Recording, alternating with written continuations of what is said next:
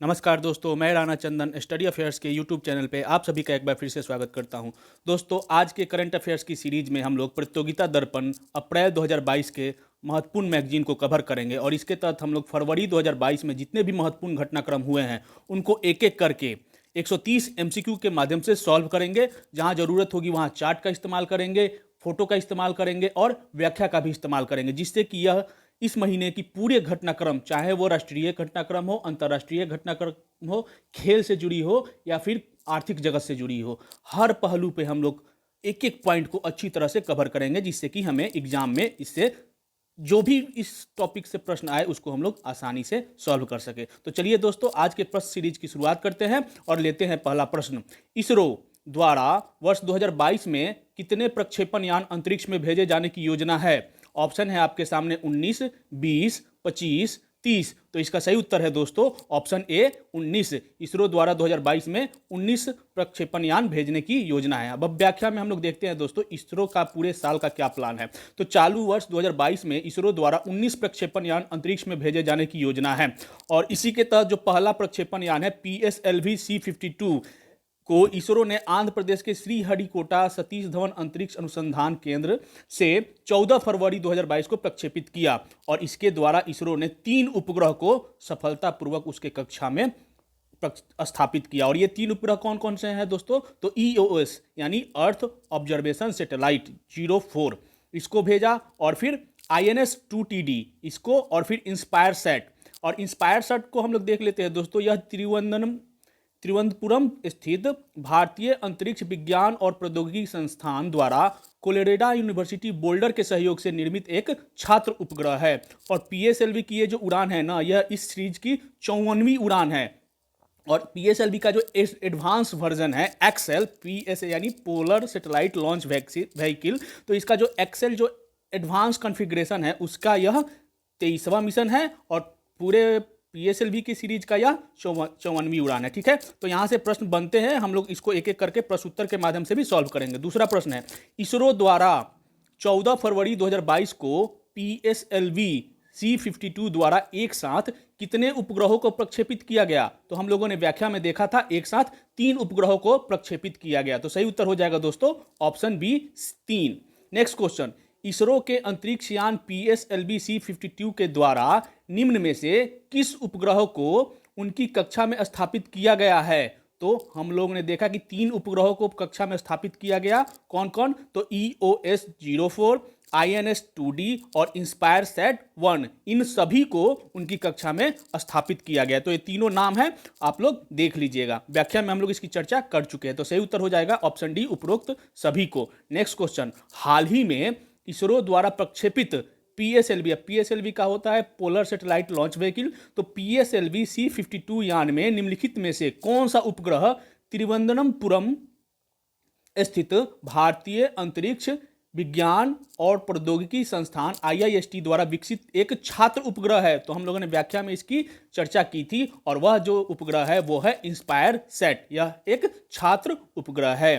ठीक है, next question, 5वां प्रश्न, हाल ही में किस उपग्रह को 14 वर्षों की सेवा के पश्चात सेवा मुक्त कर दिया गया? दोस्तों, जो हम लोग सैटेलाइट अंतरिक्ष में भेजते हैं ना, उसका एक जीवन काल होता है, उसकी एक लाइफ होती है और उतने पीरियड के बाद 10 साल, 12 साल, 15 साल, 5 साल ऐसी एक लाइफ होती है। उसने पीरियड के बाद उसे फिर सेवा से मुक्त कर दिया जाता है। ठीक है, तो उसी तरह एक हम लोग का उपग्रह था, तो उसका नाम बताना है जो कि 14 वर्षों की सेवा के पश्चात उसे सेवा मुक्त कर दिया गया। तो ऑप्शन है INSAT 4A, INSAT 4B, INSAT 2B, INSAT 2A। तो सही उत्तर है दोस्तों option B INSAT 4B, INSAT 4A। गलती से यहां पे व्याख्या में 4A लिखा गया है, सही उत्तर INSAT 4B ही है। यहां पे हम लोग 4B कर लेते हैं। ठीक, INSAT 4B इसरो का 21वां ऐसा जियो सैटेलाइट है जिसका पोस्ट मिशन डिस्पोजल किया गया है, यानी अपने मिशन पे सफलता के बाद उसकी पीरियड जो है वो समाप्त हो गई है, इसलिए इसे सेवा मुक्त कर दिया गया है। तो वो है INSAT 4B।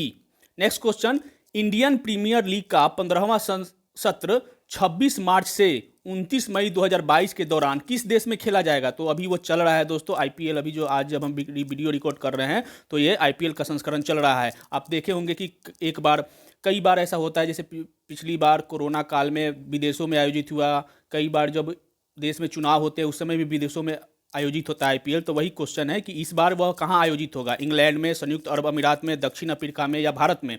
तो इसका सही उत्तर है दोस्तों ऑप्शन डी, भारत में ही यह हो रहा है आईपीएल के बारे में हम लोग देख लेते हैं संक्षेप में। आईपीएल इंडियन प्रीमियर लीग का 15वां सत्र 26 मार्च से 29 मई के दौरान भारत में खेला जाएगा, जो कि अभी खेला जा रहा है। और इस लीग में कुल 10 टीमें भाग लेगी। इससे पहले 8 टीमें भाग लेती थी, लेकिन इस बार 2 नई टीमों को शामिल किया गया। और वो दो नई टीमें कौन है दोस्तों, इन्हें याद रखना है, लखनऊ सुपर जायंट्स व गुजरात टाइटंस, इन्हें शामिल किया गया है। और इससे पहले ना इनके नीलामी भी हुई, आईपीएल के खिलाड़ियों की नीलामी भी हुई, जो कि बेंगलुरु में हुआ। और सर्वाधिक 15.25 करोड़ रुपए के साथ ईशान किशन सबसे महंगे खिलाड़ी बने, जबकि दूसरा व तीसरे स्थान पर दीपक चहर, जिन्हें 14 करोड़ में, और श्रेयस अय्यर को 12.25 करोड़ में टीम ने खरीदा। ईशान किशन को मुंबई ने, दीपक चहर को चेन्नई सुपर किंग्स ने, और श्रेयस अय्यर को कोलकाता नाइट राइडर्स ने खरीदा।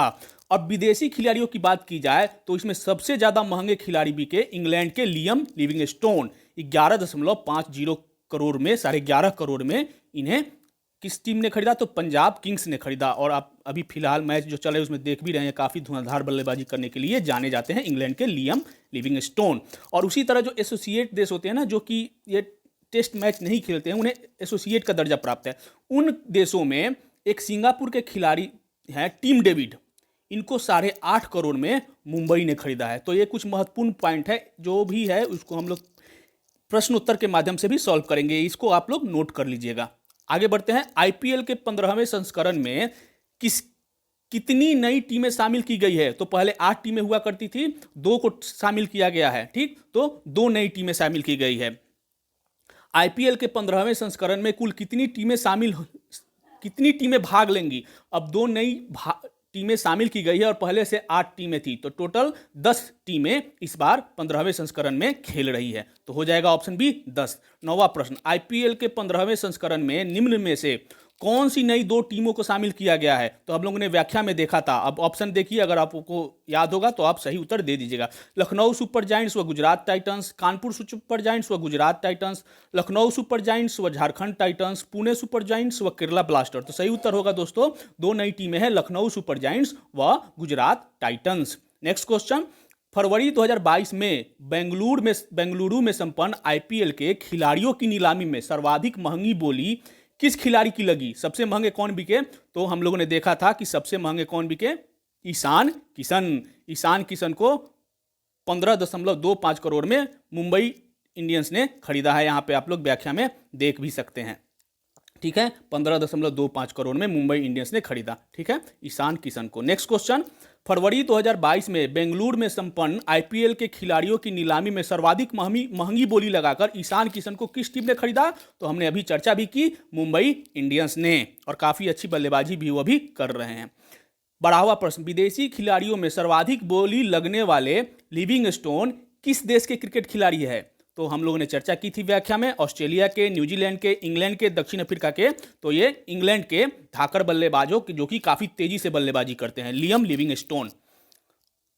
नेक्स्ट क्वेश्चन, और लियम लिविंगस्टोन को पंजाब किंग्स ने खरीदा है। दूसरे नंबर पर दीपक चहर और तीसरे नंबर पर रहे थे कौन? तो श्रेयस अय्यर। तो विदेशी टीमों में लियम लिविंगस्टोन और टोटल ओवरऑल में ईशान किशन। नेक्स्ट क्वेश्चन, राष्ट्रपति रामनाथ कोविंद ने नौसेना का 12वां फ्लीट रिव्यू किस तट पर किया? चेन्नई के तट पर, विशाखापत्तनम के तट पर, मुंबई के तट पर, कोच्चि के तट पर। तो इसका सही उत्तर हो जाएगा दोस्तों ऑप्शन बी, विशाखापत्तनम के तट पर। हम लोग देखते हैं ये फ्लीट रिव्यू होता क्या है। भारत के सशस्त्र बलों की सर्वोच्च कमांड राष्ट्रपति रामनाथ कोविंद है। आपको पता है कि तीनों सेनाओं का प्रमुख कौन होता है? तो देश का राष्ट्रपति है, राष्ट्रपति होते हैं अभी राष्ट्रपति रामनाथ कोविंद है। तो भारतीय नौसेना के बेड़े की समीक्षा, जिसे फ्लीट रिव्यू के नाम से जाना जाता है, 21 फरवरी को विशाखापत्तनम के तट पर किया गया। राष्ट्रपति द्वारा नौसैनिक बेड़े की ऐसी समीक्षा अपने कार्यकाल में कम से कम एक बार किए जाने की परंपरा रही है, और यह फ्लीट रिव्यू भारतीय नौसेना का 12वां फ्लीट रिव्यू था, जिसका थीम था भारतीय नौसेना राष्ट्र की सेवा में 75 वर्ष। तो ये थीम याद रखिएगा, 12वां फ्लीट रिव्यू था और विशाखापत्तनम के तट पर हुआ। ठीक है, आगे बढ़ते हैं। अगला प्रश्न, भारतीय नौसेना के 12वें फ्लीट रिव्यू का थीम क्या था? तो अभी हम लोगों ने चर्चा की, भारतीय नौसेना राष्ट्र की सेवा में 75 वर्ष। ए आंसर सही होगा। नेक्स्ट क्वेश्चन, देश की संप्रभुता एवं अखंडता के लिए खतरा बताते हुए हाल ही में चीन के कितने ऐप्स पर प्रतिबंध लगाने की संस्तुति गृह मंत्रालय ने दी है? 118, 59, 43, 54। तो इसका सही उत्तर हो जाएगा दोस्तों ऑप्शन डी 54। अब हम लोग देख लेते हैं ये क्या है, थोड़ा सा संक्षेप में। देश की संप्रभुता एवं अखंडता को खतरा बताते हुए चीन के 54 अन्य ऐप्स पर प्रतिबंध लगाने की संस्तुति गृह मंत्रालय ने इलेक्ट्रॉनिक्स एवं सूचना प्रौद्योगिकी मंत्रालय से फरवरी 2022 में की है। चीनी ऐप्स पर प्रतिबंध की यह 5वीं अधिसूचना, इससे पहले 4 बार ऑलरेडी लगाया जा चुका है। और इससे पूर्व वर्ष 2020 में पूर्वी लद्दाख में टकराव के पश्चात चीन के 267 ऐप्स पर प्रतिबंध सरकार ने आरोपित किए थे और उनमें 59 जून 2022 में, 47 अगस्त 2020 में, जून 2020 में, 47 अगस्त 2020 में, 118 सितंबर 2020 में और 43 ऐप्स को नवंबर 2020 में प्रतिबंधित किया गया था। टोटल 267 और उसके बाद अभी 54 को प्रतिबंधित किया गया है। ठीक है, नेक्स्ट क्वेश्चन, किस मंत्रालय की सिफारिश पर देश के गृह मंत्रालय किसी ऐप्स पर प्रतिबंध लगाने की संस्तुति करता है? रक्षा मंत्रालय, कानून मंत्रालय, इलेक्ट्रॉनिक्स और सूचना प्रौद्योगिकी मंत्रालय, उपरोक्त सभी। तो सही उत्तर होगा दोस्तों इलेक्ट्रॉनिक एवं सूचना प्रौद्योगिकी मंत्रालय। नेक्स्ट क्वेश्चन, हाल ही में विश्व के दूसरे सबसे ऊंची प्रतिमा कहां स्थापित की गई है? बेंगलुरु में, हैदराबाद में, मुंबई में, गांधीनगर में। तो दोस्तों हैदराबाद में स्थापित की गई है विश्व की दूसरी सबसे बड़ी प्रतिमा और इसका नाम है स्टैच्यू ऑफ इक्वलिटी। यहां पर व्याख्या में देख लेते हैं, 11वीं सदी के वैदिक दार्शनिक एवं समाज सुधारक संत रामानुजाचार्य की बैठी हुई मुद्रा की विशाल प्रतिमा तेलंगाना राज्य के हैदराबाद में स्थापित की गई है, जिसे स्टैच्यू ऑफ इक्वलिटी नाम दिया गया है। पंच धातुओं से निर्मित है यह प्रतिमा। पंच धातु में कौन? Copper, silver, gold, zinc, titanium मिश्रण से बनी 216 फीट ऊंची यह प्रतिमा विश्व की दूसरी सबसे ऊंची प्रतिमा है और इसका लोकार्पण किसने किया? प्रधानमंत्री नरेंद्र मोदी ने। और इसका जो प्रोजेक्ट है ना 45 एकड़ में फैला हुआ है और इसमें कुल लागत लगभग 1000 करोड़ बताई गई है। तो कहां है ये? हैदराबाद में। स्टैच्यू ऑफ इक्वलिटी की ऊंचाई कितनी है? 310 फीट, 210 फीट, 216 फीट, 316 फीट। तो 216 फीट है और विश्व की दूसरी सबसे ऊंची स्टैच्यू ऑफ इक्वलिटी है। नेक्स्ट क्वेश्चन, किस दार्शनिक की बैठी हुई मुद्रा की विशाल प्रतिमा हैदराबाद में स्थापित की गई है जिसे स्टैच्यू ऑफ इक्वलिटी का नाम दिया गया है? स्वामी विवेकानंद, स्वामी सहजानंद, स्वामी सहजानंद, ऑप्शन सी है रामानुजाचार्य, ऑप्शन डी है शंकराचार्य। तो इसका सही उत्तर हो जाएगा दोस्तों option C Ramanujacharya. Next question, Ahmedabad में जुलाई 2008 में हुए श्रृंखलाबद्ध बम विस्फोट के लिए हाल ही में कितने आतंकवादियों को अदालत में मौत की सजा सुनाई गई है? 49, 59, 26, 38। तो टोटल 38 को मौत की सजा सुनाई गई है। देख लेते हैं कि ये बम कांड है क्या। तो गुजरात के अहमदाबाद में 26 जुलाई 2008 को हुए श्रृंखलाबद्ध बम विस्फोट के मामले में 13 वर्षों के पश्चात 38 आरोपियों को मौत की सजा अहमदाबाद की एक विशेष अदालत ने 18 फरवरी 2022 को सुनाई। दोषी करार दिए गए आरोपितों में से 38 आरोपियों को फांसी तथा शेष 11 को मृत्यु तक कारावास की सजा सुनाई गई। टोटल 49 को सुनाई गई, जिसमें 38 को फांसी और 11 को आजीवन कारावास की सजा सुनाई गई है। स्वतंत्र भारत के इतिहास में यह पहला अवसर है जब एक साथ 38 लोगों को मौत की सजा सुनाई गई है और इससे पहले जो सबसे सर्वाधिक संख्या सुनाई गई थी तो 26 दोषियों को मौत की सजा सुनाई गई थी। उस समय तमिलनाडु की टाडा अदालत ने 1998 में यह सुनाई थी और हत्या किसका था? तो राजीव गांधी हत्याकांड के मामले में। ठीक है, तो सर्वाधिक इस बार सुनाई गई 38 आरोपियों को एक साथ मौत की सजा। नेक्स्ट क्वेश्चन, कहां के विशेष अदालत ने 2008 में अहमदाबाद में हुए श्रृंखलाबद्ध बम विस्फोट के लिए 49 आरोपियों को दोषी करार दिया है? तो अहमदाबाद के 49 आरोपियों को दोषी करार किया गया, जिनमें 38 को फांसी और 11 को आजीवन कारावास। ठीक है। नेक्स्ट क्वेश्चन, यूक्रेन में फंसे भारतीय नागरिकों को सुरक्षित स्वदेश वापसी हेतु भारत सरकार ने किस नाम से ऑपरेशन संचालित किया है?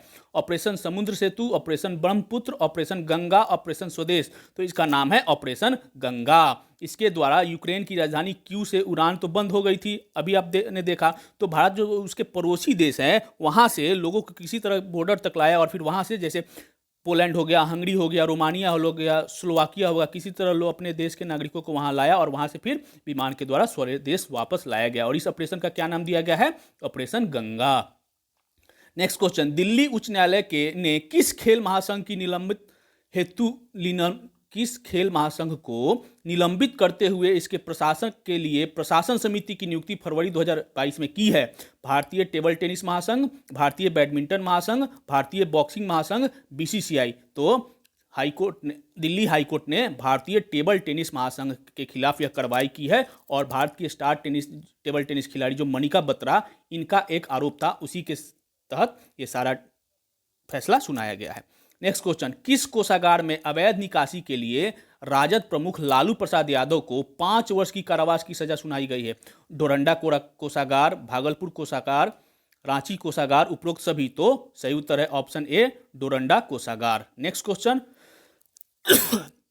25वां प्रश्न, हाल ही में किस देश के लिए भारत ने मानवीय सहायता के रूप में 25,000 टन गेहूं की आपूर्ति कराई है? इराक के लिए, अफगानिस्तान के लिए, श्रीलंका के लिए, पाकिस्तान के लिए। तो यह अफगानिस्तान के लिए है। खाद्य संकट से जूझ रहे अफगानिस्तान के लिए मानवीय आधार पर 25,000 टन गेहूं की एक खेप भारत ने 26 फरवरी 2022 को पहुंचाई है। और यह कैसे पहुंचाई गई? तो संयुक्त राष्ट्र की अपील पर भारत ने 50 टन गेहूं की आपूर्ति कराने की सहमति व्यक्त की और इसी के तहत यह 25,000 टन के 2 खेप में वहां पहुंचाई जाएगी। ठीक है। नेक्स्ट क्वेश्चन, निम्नलिखित में से किसके अपील पर भारत अफगानिस्तान को 50,000 टन गेहूं की आपूर्ति कराने का निर्णय लिया है? तो संयुक्त राष्ट्र संघ, अमेरिका, अफगानिस्तान, यूनिसेफ। तो यह संयुक्त राष्ट्र संघ के आग्रह पर, और काफ़ी चर्चा भी रहा था क्योंकि इसके लिए पाकिस्तान ने अपना रोड को अलाउ नहीं किया। उसके बाद पाकिस्तान ने ड्रामा किया कि पहले आपका ट्रक जाएगा, मेरे ट्रक में आएगा। लास्ट में होते हुए यह निर्णय हुआ कि भारतीय ट्रक से ही अफगानिस्तान तक ये सारी सामग्री जाएगी। ठीक है। नेक्स्ट क्वेश्चन, हाल ही में भारत के किस पड़ोसी देश के मुख्य न्यायाधीश को महाभियोग प्रस्ताव के द्वारा पदमुक्त कर दिया गया? पाकिस्तान, नेपाल, बांग्लादेश, चीन। तो यह नेपाल के मुख्य न्यायाधीश के विरुद्ध यह घटना है। महाभियोग प्रस्ताव दर्ज होने के साथ ही नेपाल के मुख्य न्यायाधीश, जिनका नाम है जस्टिस शमशेर जेबी राणा, के स्वतः ही निलंबन का प्रावधान है। वहां के कानून में ऐसा प्रावधान है। उनके कार्य मुक्त होने के बाद वरिष्ठ जो न्यायाधीश है वो है दीपक कुमार कार्की, उनको कार्यवाहक मुख्य न्यायाधीश नियुक्त किया गया। तो यह नेपाल की घटना है। नेक्स्ट क्वेश्चन, हाल ही में जर्मनी के राष्ट्रपति लगातार दूसरे कार्यकाल हेतु पुनर्निर्वाचित हुए हैं। उनका क्या नाम है? Angela Merkel, gerhard Schroeder, Olaf Scholz, Frank Walter Steinmeier. तो सही उत्तर है दोस्तों, जर्मनी के राष्ट्रपति फ्रैंक वाल्टर स्टीनमियर हैं। नेक्स्ट क्वेश्चन, G20 का वर्ष 2022 का शिखर सम्मेलन किस देश में प्रस्तावित है? यानी इस साल, और प्रस्ताव के अक्टूबर में होने वाला है। कहां पे? Bharat, Italy, Brazil, Indonesia. तो सही उत्तर है दोस्तों इंडोनेशिया में। और जो 20 देश हैं उनका नाम है यहाँ पे आप देख लीजिएगा। प्रश्न यहाँ से पूछे जाते हैं कि G20 निम्नलिखित में से कौन सा देश G20 का सदस्य नहीं है? तो ऑस्ट्रेलिया है, अर्जेंटीना है, तुर्की है, जापान है, कनाडा है, जर्मनी है, ब्राज़ील है, यूनाइटेड किंगडम है, साउथ अफ्रीका है, फ्रांस है, इटली है, सऊदी अरब है, इंडिया है, इंडोनेशिया है, चाइना है, मैक्सिको है, रसिया है, साउथ कोरिया है, यूएसए है और यूरोपियन यूनियन को भी एक सदस्य के रूप में इसमें शामिल किया गया है। तो टोटल 20 देश हैं। अंतर्राष्ट्रीय आर्थिक सहयोग के लिए प्रमुख वैश्विक मंच G20 का वर्ष 2020 का शिखर सम्मेलन 30 से 31 अक्टूबर 2022 को इंडोनेशिया के बाली में आयोजित होना है, जिसके पश्चात 1 नवंबर 2022 से इस समूह का अध्यक्षता जो है वो भारत के पास आ जाएगी, क्योंकि 2023 में इस सम्मेलन की अध्यक्षता भारत करने वाला है। यानी 2023 का G20 का शिखर सम्मेलन भारत में होने वाला है। तो 1 नवंबर 2022 से 30 नवंबर 2023 तक भारत इसका अध्यक्ष रहेगा। G20 का 2024 का सम्मेलन ब्राजील में होगा और G20 विश्व की प्रमुख विकसित एवं उभरती हुई अर्थव्यवस्थाओं का एक मंच है। तो 2022 में इंडोनेशिया में, 2023 में भारत में और 2024 में ब्राजील में, याद रख लीजिएगा। और 20 देशों के नाम हम लोगों ने देख लिया, एक बार चर्चा कर लेते हैं इसके बारे में। विश्व की 2/3 जनसंख्या G20 के देशों में निवास करती है तथा वैश्विक सकल राष्ट्रीय उत्पाद का 85% भाग का उत्पादन इन देशों द्वारा, किन देशों द्वारा, तो G20 देशों द्वारा किया जाता है। और वैश्विक व्यापार का 75% इन देशों द्वारा संपन्न किया जाता है। ठीक है, तो काफी इंपॉर्टेंट ये ग्रुप है। और आगे बढ़ते हैं। G20 का वर्ष 2023 का शिखर सम्मेलन किस देश में प्रस्तावित है? तो अभी हम लोगों ने चर्चा की 2022 में इंडोनेशिया, 2023 में भारत और 2024 में ब्राजील। तो इसका सही उत्तर है option A, Bharat. Next question, G20 शिखर सम्मेलन 2023 की मेजबानी से संबंधित गतिविधियों के संचालन हेतु अस्थायी सचिवालय कहां स्थापित किया गया है? तो दिल्ली में होना है, इसलिए अस्थायी सचिवालय 2023 का के लिए दिल्ली में बनाया गया है। नेक्स्ट क्वेश्चन, G20 का वर्ष 2024 का शिखर सम्मेलन किस देश में प्रस्तावित है? Bharat, Italy, Brazil, Indonesia. तो ब्राजील में। 2022 में इंडोनेशिया, 2023 में भारत और 2024 में ब्राजील। नेक्स्ट क्वेश्चन, विभिन्न राष्ट्रों में लोकतंत्र की स्थिति आकलन हेतु लोकतंत्र सूचकांक यानी डेमोक्रेसी इंडेक्स जारी करने वाली संस्था द इकोनॉमिस्ट इंटेलिजेंस यूनिट किस देश से संबंधित है? Switzerland, Britain, America, Australia. तो इसका सही उत्तर है दोस्तों ऑप्शन बी, ब्रिटेन की यह संस्था है जो कि प्रतिवर्ष लोकतंत्र सूचकांक जारी करती है। विभिन्न राष्ट्रों में लोकतंत्र की स्थिति के आकलन हेतु लोकतंत्र सूचकांक की गणना ब्रिटेन की इकोनॉमिक्स इंटेलिजेंस यूनिट द्वारा 2006 से ही किया जा रहा है और 2021 के लिए ऐसी सूचकांक 9 फरवरी को जारी की गई, जिसमें 167 देशों को शामिल किया गया और इसमें प्रथम 3 स्थान है जहां सबसे अच्छा लोकतंत्र है, वो है नॉर्वे, न्यूजीलैंड और फिनलैंड। यानी 1 नंबर पर नॉर्वे, उसके बाद न्यूजीलैंड, उसके बाद फिनलैंड। और सबसे निचले पायदान पर किसका स्थान था? तो अफगानिस्तान का। अफगानिस्तान में लोकतंत्र एकदम न के बराबर है और आपने देखा भी कैसी कैसी घटना वहां पे हुई है, हथियारों के दम पर वहां पे सत्ता पे काबिज हुए हैं। इस रिपोर्ट में भारत के लिए यह सूचकांक 6.91 आकलित की गई है और 164 देशों में भारत का स्थान कितना है? तो 46वां है। और पिछले साल भारत का स्थान कितना था? 53वां था, जिसमें भारत की स्थिति में कितनी की सुधार हुई है? तो 7 पायदान भारत ऊपर आया है। पिछला साल 53वें था और इस साल 2021 में के रिपोर्ट के अनुसार 46वें स्थान पर है। देख लेते हैं, 1 नंबर पर नॉर्वे, 2 नंबर पर न्यूजीलैंड, 3 नंबर पर फिनलैंड, भारत 46वें स्थान पर। हम अपने पड़ोसी देशों की बात करें तो पाकिस्तान 104 नंबर पर, चीन 148 नंबर पर, म्यांमार 167 नंबर पर और अफगानिस्तान 167, जो कि सबसे निचले पायदान पे है। ठीक है, इसको आप लोग याद रख लीजिएगा। लोकतंत्र सूचकांक 2021 में शीर्ष पर कौन सा देश रहा? तो हम लोगों ने देखा नॉर्वे। नेक्स्ट क्वेश्चन, हाल ही में द इकोनॉमिक्स इंटेलिजेंस यूनिट द्वारा जारी लोकतंत्र सूचकांक यानी डेमोक्रेसी इंडेक्स 2021 में भारत का स्थान क्या था? तो भारत का स्थान 46वां था और पिछले साल भारत 53वें स्थान पर था। तो 7 पायदान ऊपर चढ़ा है भारत। नेक्स्ट क्वेश्चन, लोकतंत्र सूचकांक 2021 में सबसे खराब रैंकिंग किसकी है? तो अफगानिस्तान की है, ऑप्शन डी। फरवरी 2022 में चीन द्वारा एक ही रॉकेट से कुल कितने उपग्रहों का प्रक्षेपण सफलतापूर्वक अंतरिक्ष में किया गया? 22, 25, 28, 30। तो सही उत्तर हो जाएगा दोस्तों 22 उपग्रहों का एक साथ प्रक्षेपण किया गया चीन के द्वारा।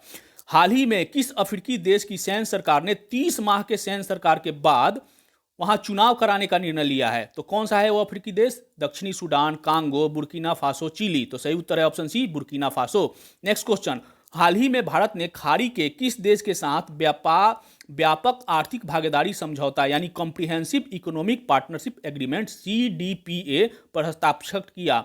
सऊदी अरब, संयुक्त अरब अमीरात, कतर, ओमान। तो सही उत्तर है दोस्तों option A, Saudi Arab. Next question, कृषि मंत्रालय के दूसरे अग्रिम अनुमानों के अनुसार देश में 2021-22 के दौरान कुल खाद्यान्नों का उत्पादन लगभग कितना रहने का अनुमान लगाया गया है? दूसरा अग्रिम अनुमान है ये। ठीक है, तो वित्तीय वर्ष फाइनेंशियल ईयर होता है अप्रैल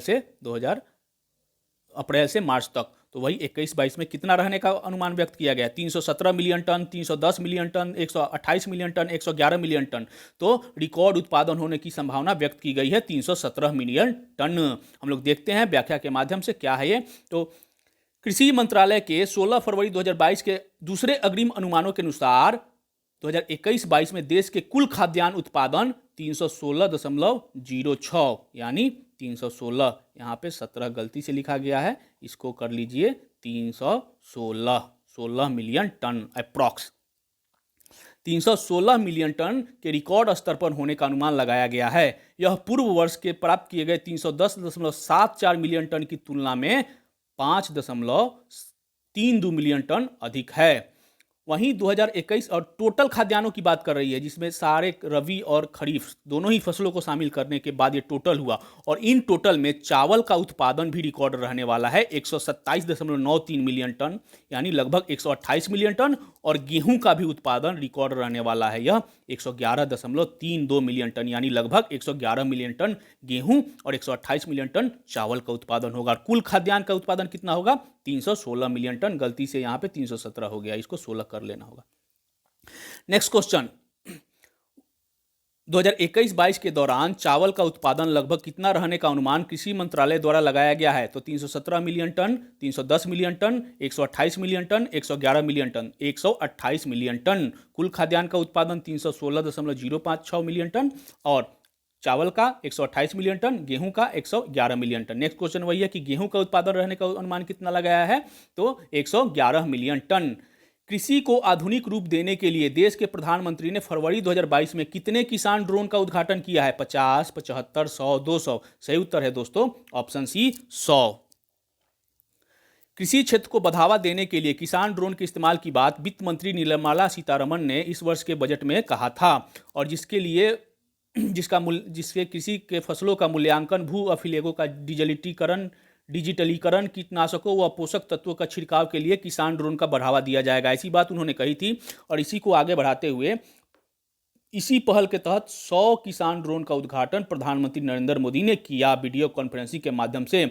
और कृषि के लिए लॉन्च किए गए इन ड्रोन का निर्माण कौन करेगा? गरुड़ स्पेस। और अगले 2 वर्षों में गरुड़ स्पेस 1 लाख स्वदेशी ड्रोन उत्पादन करने का लक्ष्य निर्धारित किया है। हाल ही में प्रधानमंत्री द्वारा उद्घाटन किए गए किसान ड्रोन का निर्माण किसके द्वारा किया गया? तो सही उत्तर है दोस्तों option B, Garuda Space. Next question, फरवरी 2022 में ट्राई का फुल फॉर्म हो जाएगा Telecom Regulatory Authority of India द्वारा जारी आंकड़ों के अनुसार दिसंबर 2021 के अंत तक देश में टेलीफोन कनेक्शनों की संख्या कुल कितनी थी? कुल देश में कनेक्शन कितना था टेलीफोन का, मोबाइल हो या लैंडलाइन? ऑप्शन है आपके सामने 117.84 करोड़, 117.38 करोड़, 117.70 करोड़, 70 करोड़, और 115.46 करोड़। सही उत्तर है दोस्तों ऑप्शन ए 117.84 करोड़ अभी वर्तमान में दिसंबर 2021 तक देश में टेलीफोन कनेक्शनों की संख्या थी।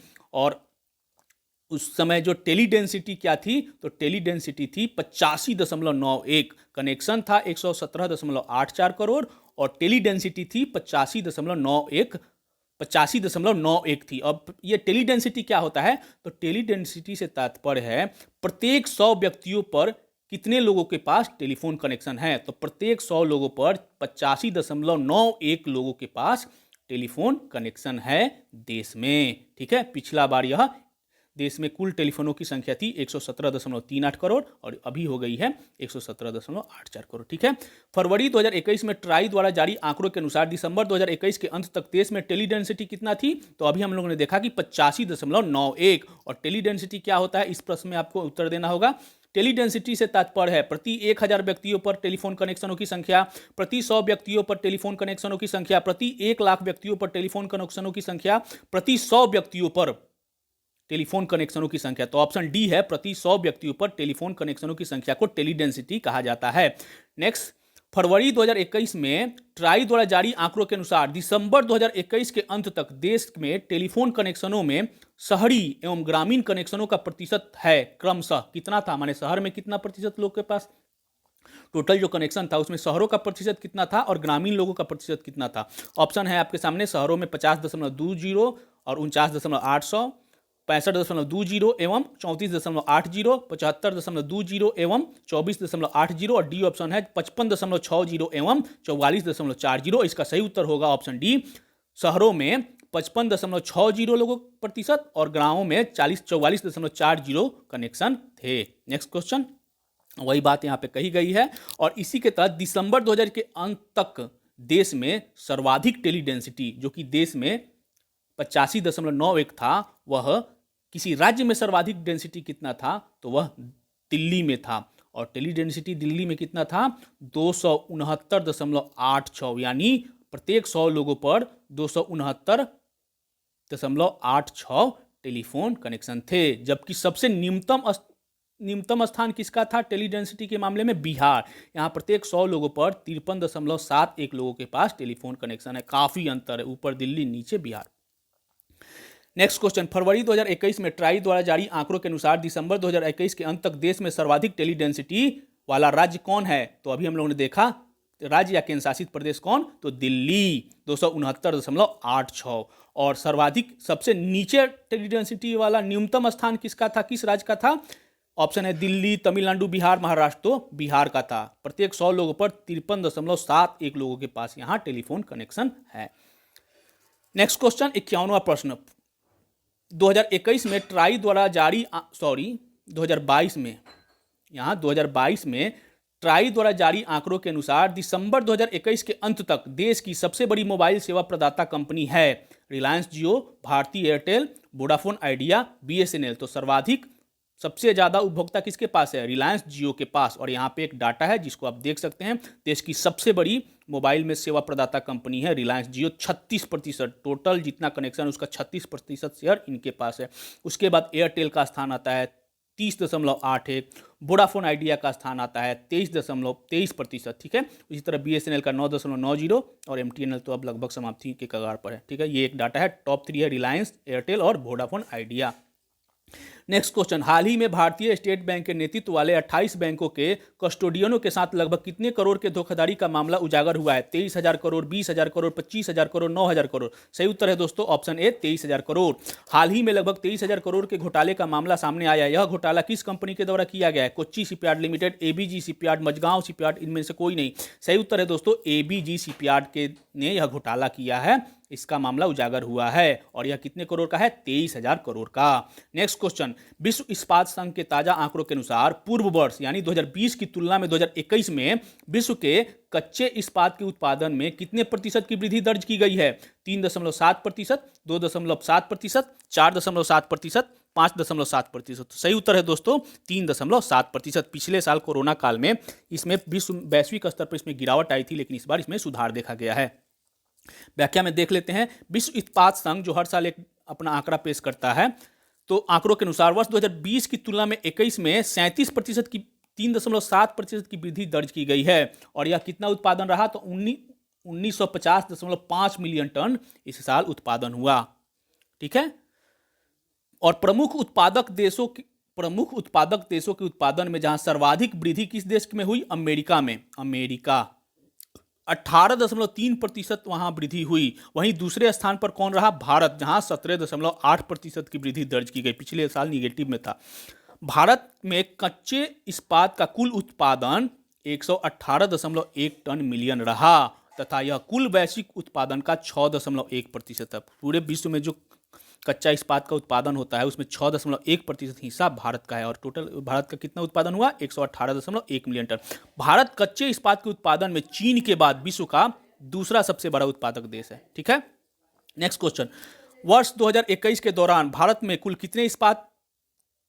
कच्चे इस्पात का उत्पादन रहा? कितना? 18 मिलियन टन। यहाँ पे ऑप्शन गलत हो गया है, 118 मिलियन टन होगा, ठीक। 118 मिलियन टन, 118 मिलियन टन, ठीक। 118 मिलियन टन हम लोग देख लेते हैं। 119 million ton, 120 million ton, 121 million ton. तो भारत में कच्चे इस्पात का उत्पादन कितना रहा? 118 मिलियन टन। अगर हमें आंकड़े याद है ना, तो प्रश्न भी अगर गलत आएंगे तो हम लोग पकड़ सकते हैं। मुझे ऑप्शन देने में यहाँ गलती हो गई है, ठीक है, लेकिन हमें डाटा याद है इसलिए हम लोग कॉन्फिडेंट रहेंगे। नेक्स्ट क्वेश्चन, कच्चे इस्पात के उत्पादन में भारत विश्व में कौन स्थान पर है? तो दूसरे स्थान पर। प्रथम स्थान पर कौन है? तो चीन है। और सर्वाधिक इस साल कच्चा इस्पात का उत्पादन किस देश का रहा? अमेरिका का। उसके बाद भारत का। और पूरे वर्ष में पिछले वर्ष की तुलना में कितने प्रतिशत की वृद्धि हुई है? 3.7%। नेक्स्ट क्वेश्चन, आरबीआई द्वारा 2021-22 की छठी और अंतिम मौद्रिक नीति फरवरी 2022 के अनुसार निम्नलिखित बैंक दरों में कौन सुमेलित नहीं है? रेपो दर 4%, रिवर्स रेपो दर 3.35%, ये हमेशा रिवर्स रेपो जो होता है ना, रेपो दर से कम ही रहेगा। बैंक दर 4.25%, नगद आरक्षण अनुपात यानी CRR ये है 4%। तो इसको याद रखिएगा, ये डाटा और ये उपरोक्त चारों ही सही है। नेक्स्ट क्वेश्चन, आरबीआई ने वित्तीय वर्ष 2021-22 में देश के जीडीपी में कितने प्रतिशत की वृद्धि रहने का पूर्वानुमान लगाया है? 9.2%, 7.8%, 6.8%, 9.5%। तो आरबीआई ने 9.2% देश के विकास रहने का अनुमान लगाया है। और यहाँ एक डाटा है दोस्तों आपके पास, जो कि महत्वपूर्ण संस्थान या संगठन के द्वारा जो भारत के विकास दर की पूर्वानुमान लगाई गई है उसकी सूची दी गई है। एनएसओ भारत की एक संस्था है, राष्ट्रीय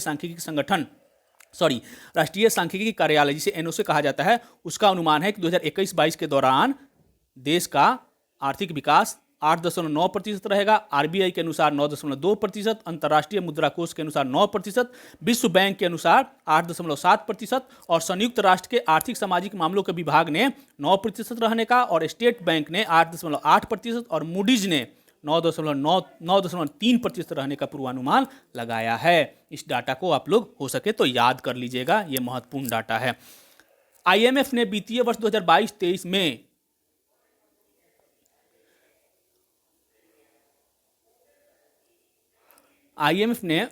वित्तीय वर्ष 2022-23 में देश के जीडीपी में, एक सेकेंड दोस्तों यहाँ गलती से 2022-23 हो गया है, यह 2021-22 ही है, ठीक है, तो आप लोग घबराइएगा नहीं। आईएमएफ ने वित्तीय वर्ष 2021-22 में देश के जीडीपी में कितने प्रतिशत की वृद्धि रहने का अनुमान लगाया है? 9.2%, 9%, 6.8%, 9.5%। तो आईएमएफ ने यहाँ में हम लोग डाटा देखा है कि आईएमएफ ने कितना लगाया है? 9%। और इसी तरह पूछ रहा है कि एनएसओ के द्वारा कितना अनुमान लगाया गया 2021-22 में, तो एनएसओ का भी यहाँ पे है, आप डाटा देखिएगा, एनएसओ 8.9%, तो सही उत्तर हो जाएगा 8.9%। कुछ महत्वपूर्ण डाटा मैंने क्वेश्चन के माध्यम से आप लोग को सॉल्व करा दिया। नेक्स्ट क्वेश्चन 61 नंबर, देश में पहली वाटर टैक्सी सेवा का शुभारंभ कहाँ से किया गया? कोलकाता से, मुंबई से, चेन्नई से, कोच्चि से? तो यह मुंबई से किया गया है। देखते हैं क्या है। मुंबई से नवी मुंबई को समुद्र मार्ग से जोड़ने वाली देश की पहली वाटर टैक्सी सेवा का उद्घाटन केंद्रीय बंदरगाह, नौवहन, जलमार्ग व आयुष मंत्री श्री सर्बानंद सोनोवाल ने वर्चुअल तरीके से फरवरी में किया। वाटर टैक्सी सेवा आरामदायक यात्रा उपलब्ध कराने के साथ ही पर्यावरण अनुकूल परिवहन को भी बढ़ावा देती है और इससे समय की भी बचत होती है, यानी पानी में चलेगी आपकी water taxi. Next question, Asia के सबसे बड़े गोवर्धन संयंत्र हाल ही में कहाँ स्थापित किया गया? दिल्ली में, इंदौर में, सूरत में, जबलपुर में? तो इसे इंदौर में स्थापित किया गया है, ठीक है। इसका लोकार्पण प्रधानमंत्री नरेंद्र मोदी ने 19 फरवरी 2022 को वीडियो कॉन्फ्रेंसिंग के माध्यम से की और इस संयंत्र से प्रतिदिन 100 टन जैविक खाद व लगभग 17,000 किलोग्राम सीएनजी का उत्पादन होने की संभावना व्यक्त की गई है और संयंत्र से उत्पादित सीएनजी के न्यूनतम 50% भाग अकेले इंदौर नगर निगम द्वारा ही खरीदा जाएगा। तो काफी बड़ी सफलता है अक्षय ऊर्जा के क्षेत्र में, ठीक है। हाल ही में किसे विश्व बैंक का नया उपाध्यक्ष चुना गया है? एन चंद्रशेखरन, जुनैद अहमद, हसमुख आधिया, एस किशोर? तो सही उत्तर है दोस्तों जुनैद अहमद को। और हमारे सामने दोस्तों एक डाटा है, फरवरी 2022 में जितनी भी महत्वपूर्ण नियुक्तियां हुई हैं उनके नाम और संबंधित संगठन के नाम दिए गए हैं। एक एक करके आप इसको स्क्रीनशॉट लेके देखिएगा, 1 से 2 बार ध्यान से देखिएगा, महत्वपूर्ण व्यक्तियों के नाम आपको याद हो जाएंगे। बाकी मैं प्रश्नोत्तर के माध्यम से आपको सारे क्वेश्चन आंसर सॉल्व करा दूंगा। निम्नलिखित में से कौन 5 वर्ष के लगातार दूसरे कार्यकाल हेतु टाटा सन्स के चेयरमैन के पद पर पुनर्नियुक्त हुए हैं, यानी पहले से थे दोबारा नियुक्त हुए? एन चंद्रशेखरन, जुनैद अहमद, हसमुख आधिया, एस किशोर? तो इसके सही उत्तर है एन चंद्रशेखरन। यहां डाटा में भी आप देख सकते हैं एन चंद्रशेखरन। नेक्स्ट क्वेश्चन, निम्नलिखित में से कौन बैंक ऑफ बड़ौदा के चेयरमैन के पद पर 2 वर्ष के लिए पुनः मनोनीत हुए हैं? एन चंद्रशेखरन तो नहीं, जुनैद अहमद नहीं, हसमुख आधिया या एस किशोर? तो इसका सही उत्तर है दोस्तों हसमुख आधिया। हाल ही में किसे कर्मचारी चयन आयोग का नया अध्यक्ष नियुक्त किया गया है? एन चंद्रशेखरन नहीं, जुनैद अहमद नहीं, हसमुख आधिया नहीं, एस किशोर? तो हाँ, एस किशोर को कर्मचारी चयन आयोग का, जिसे एसएससी हम लोग कहते हैं, स्टाफ सिलेक्शन कमीशन, उसका चेयरमैन नियुक्त किया गया है। नेक्स्ट क्वेश्चन, यूजीसी का नया चेयरमैन किसे बनाया गया है? विनीत जोशी, दिनेश प्रसाद सकलानी, शांति श्री धूलीपुरी पंडित, प्रोफेसर जगदीश कुमार। तो यूजीसी का नया चेयरमैन प्रोफेसर जगदीश कुमार को बनाया गया है। याद रखिएगा दोस्तों, यूजीसी का नया chairman professor Jagdish Kumar. Next question, हाल ही में किसे जेएनयू का नया कुलपति नियुक्त किया गया है? विनीत जोशी, दिनेश प्रसाद सकलानी, शांति श्री धूलपुरी पंडित, प्रोफेसर जगदीश पुरी। तो जगदीश पुरी का तो याद है यूजीसी का बनाया गया है, तो इसके सही उत्तर है शांति श्री धूलपुरी पंडित। इन्हें जेएनयू का कुलपति बनाया गया है। और यूजीसी का चेयरमैन किसे? Professor Jagdish Kumar. Next question, हाल ही में किसे एनसीईआरटी का नया निदेशक बनाया गया है? विनीत जोशी, दिनेश प्रसाद सकलानी, शांति श्री धूलपुरी पंडित, प्रोफेसर जगदीश कुमार। तो सही उत्तर है दोस्तों ऑप्शन बी, दिनेश प्रसाद सकलानी को एनसीईआरटी का नया निदेशक या डायरेक्टर बनाया गया है। नेक्स्ट क्वेश्चन, हाल ही में किसे सीबीएसई के चेयरमैन का अतिरिक्त प्रभार सौंपा गया है? विनीत जोशी, दिनेश प्रसाद सकलानी, शांति श्री धूलपुरी, प्रोफेसर जगदीश कुमार। तो आप देखे होंगे कि एक एक करके हम लोगों ने चारों ऑप्शन को देखा, इनमें से 3 को ऑलरेडी चर्चा कर चुके हैं। विनीत जोशी को सीबीएसई का नया चेयरमैन नियुक्त किया गया है। और यहाँ पे हम लोग देखेंगे जुनैद अहमद, विश्व बैंक के उपाध्यक्ष, एन चंद्रशेखरन, टाटा सन्स के chairman, Hasmukh Adiya, bank of Baroda के चेयरमैन, एस किशोर एसएससी के, professor S Jagdish Kumar UGC के, शांति श्री धूलपुरी जेएनयू के, दिनेश प्रसाद सकलानी एनसीईआरटी के, विनीत जोशी सीबीएसई के चेयरमैन चुने गए हैं। नेक्स्ट क्वेश्चन है, हाल ही में किसे देश का पहला राष्ट्रीय सुरक्षा समन्वयक नियुक्त किया गया है? जी अशोक कुमार को, एस उन्नीकृष्णन नायर को, संजीव सान्याल को, माधवी पुरी को। तो जी अशोक कुमार को देश का पहला राष्ट्रीय सुरक्षा समन्वयक नियुक्त किया गया है। हाल ही में किसे विक्रम साराभाई अंतरिक्ष केंद्र का नया निदेशक बनाया गया है? जी अशोक कुमार तो नहीं, एस उन्नीकृष्णन नायर तो हाँ, एस उन्नीकृष्णन नायर को विक्रम साराभाई अंतरिक्ष अनुसंधान केंद्र का नया डायरेक्टर बनाया गया है। नेक्स्ट क्वेश्चन यही है आपके एस उन्नीकृष्णन नायर।